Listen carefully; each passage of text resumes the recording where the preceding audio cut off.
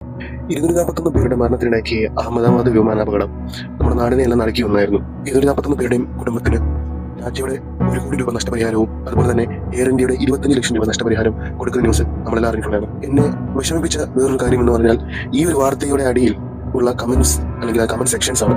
അതായത് ആ ഒരു തുക എന്റെ ഫാമിലിക്ക് കിട്ടിയാൽ അല്ലെങ്കിൽ കിട്ടും ഉണ്ടെങ്കിൽ ഉറപ്പായും ഞാൻ ആ ഫ്ലൈറ്റിൽ ഉണ്ടാവാൻ ആഗ്രഹിച്ചിരുന്നു എന്ന കമന്റുകൾ കുറേയധികം ആ ന്യൂസിന് താഴെ കണ്ടു എന്നുള്ളതാണ് ശരിക്കും പറഞ്ഞാൽ അത്ഭുതപ്പെടുന്നത് അല്ലെങ്കിൽ കൂടുതൽ വിഷമം വരുന്ന ഒരു കാര്യം എന്ന് പറയുന്നത്.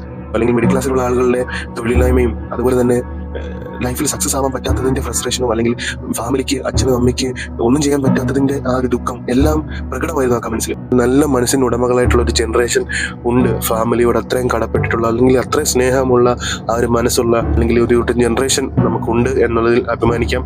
അതുപോലെ തന്നെ ഉറപ്പായും ഈ നല്ലൊരു മനസ്സ്, നല്ലോണം ഹാർഡ് വർക്ക് ചെയ്യാനുള്ള ഒരു മനസ്സ്, കുറച്ച് വെയിറ്റ് ചെയ്യേണ്ടി വന്നാൽ പോലും സക്സസ് ഉറപ്പായിട്ടും ജീവിതത്തിലേക്ക് വരും.